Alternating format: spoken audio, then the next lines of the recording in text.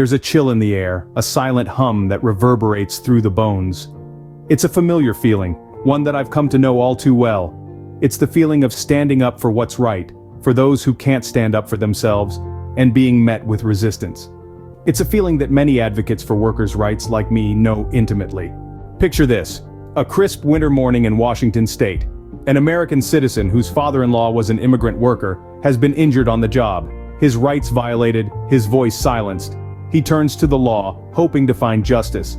Instead, he finds himself wrongfully accused of harassment by none other than WA State Senator Mary Fosse.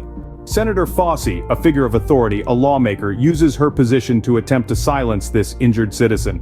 This individual is forced into a desperate situation, having to represent himself for 8 long years in Social Security, disability insurance, and state work compensation cases.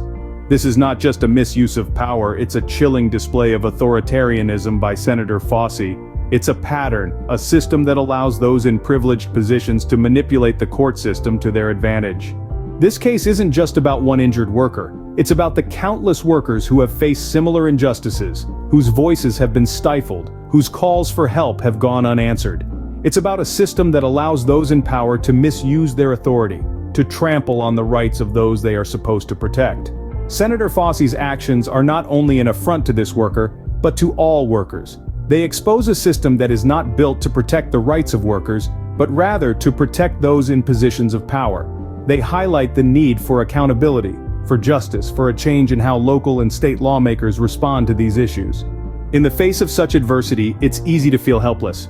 But it's important to remember that change is possible. It begins with acknowledging the problem, with understanding the extent of the injustices that workers face.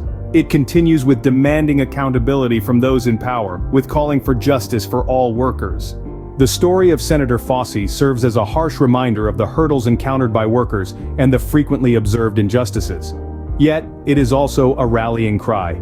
It's a summons to take a stand for righteousness, to battle for justice, and to champion the cause of who have no one to fight for them. Above all, it emanates from an American citizen who was cornered into defending himself in court, who sought assistance and was met with attempts to imprison him. In the end, it's not just about one injured worker, it's about all workers. It's about creating a system that protects the rights of all workers, that holds those in power accountable, that ensures justice for all. Remember the chill in the air, the silent hum that reverberates through the bones. Remember the feeling of standing up for what's right, for those who can't stand up for themselves. And know that together, we can create a system that works for all, not just those in power. Let the case of Senator Fosse serve as a reminder of the challenges we face, and as a call to action. Let it drive us to fight for change, for justice, for a better tomorrow for all workers. After all, every worker deserves justice, every voice deserves to be heard.